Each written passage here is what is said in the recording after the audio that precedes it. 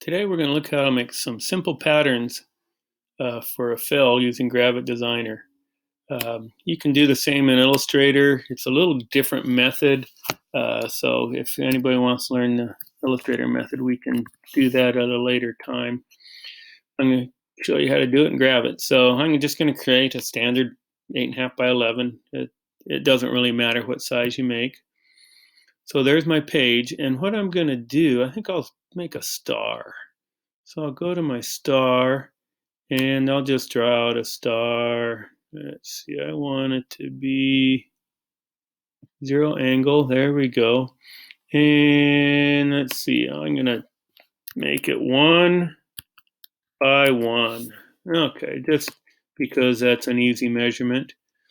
And let's see, fill, I'll give it a fill like you can, if you go here to colors, you can give it any color you want. And then if you want to make a different tint or shade of that color, you can do it by doing this. But you know what I think I'll do? I think I'll do a radial gradient. So I don't want blue. I think I'll make it yellow in the middle. And on the outside, I'll make it red. And maybe I'll make it orange in the middle. Let's take a look. And I'll take it a little bit this way. Yeah, that looks pretty good. So there's my star. And then here's how easy it is to make a pattern. I'm going to go ahead and draw out I'll do a rectangle. Draw a rectangle right here, and it gives it a gray fill as a default.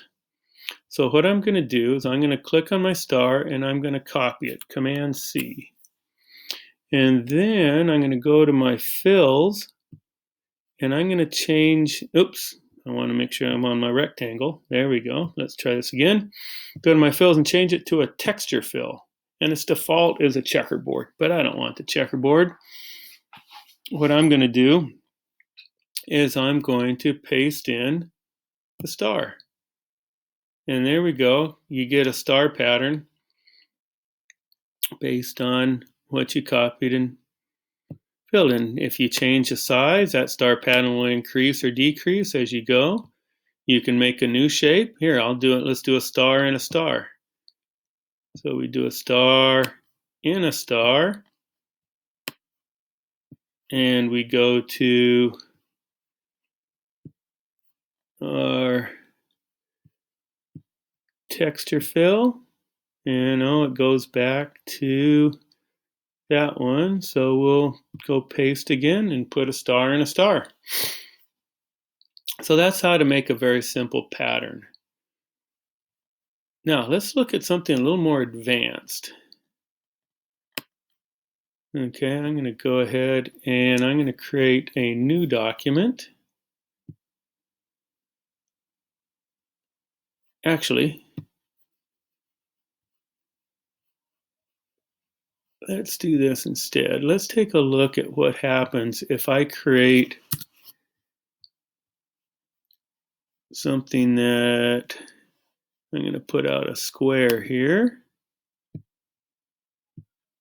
So I'll make it 1 by 1 square, 1 inch by 1 inch.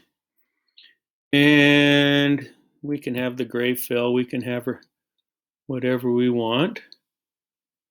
And then I'm going to I'll zoom in on it. I'm going to draw some patterns on it. So maybe I'll do a little pin tool, and I'll go here and create this simple pattern. Now notice it gives it a gray fill. If you don't want a fill, you just tell it you want background fill. That's like no fill. And then there it is. It doesn't have a stroke. They call it borders. So then I want to hit the plus sign to give it a border. So there's a black border. I can, make it 2 points if I want. You can change the color. Let's see, I can do my sliders here. I can just pick the colors.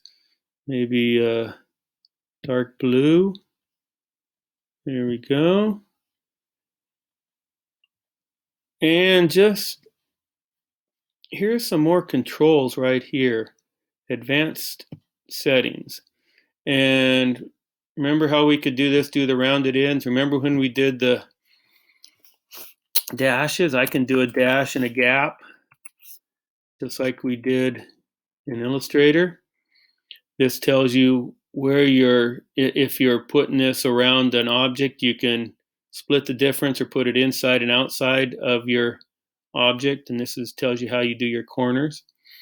So you have all that control. And maybe what I'll do is in here, I will draw a circle. I'm going to hold down my Option key to draw from the center. Hold down my Shift key to make it a circle, so it's right here on the edge. I'll give that a different fill. Maybe, yeah, red will work. Okay. And then in the middle, maybe I'll put a star in the middle just because we've been on the star.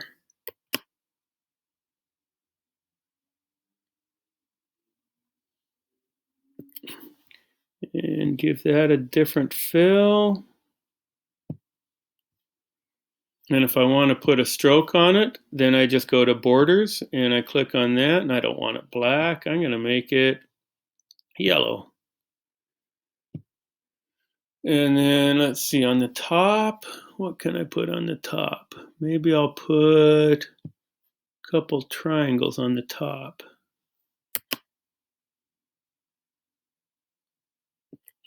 And I'll give those a different fill, maybe light blue. And now, just like it was in Illustrator, if I hold down my Option key, I can drag copies just like I did before. And I've created this simple pattern. Now, if I select all these, I can group them together. And if I want to adjust them a little bit, I certainly can. And now what I'm going to do is I'm going to make a copy of these down below. So I want to go to the transform button over here and hit transform, and it will give me this move. Since I'm based on a 1-inch square, I want to move it down 1 inch, and I want to make one copy. So I go here, hit apply, and it makes that copy down there. And now I'm going to go over here to my dashed line and circle. I'm going to group that right up here, and then I'm going to transform it as well. I want to move it 1 inch to the right. If I want to move left, it'd be -1, obviously.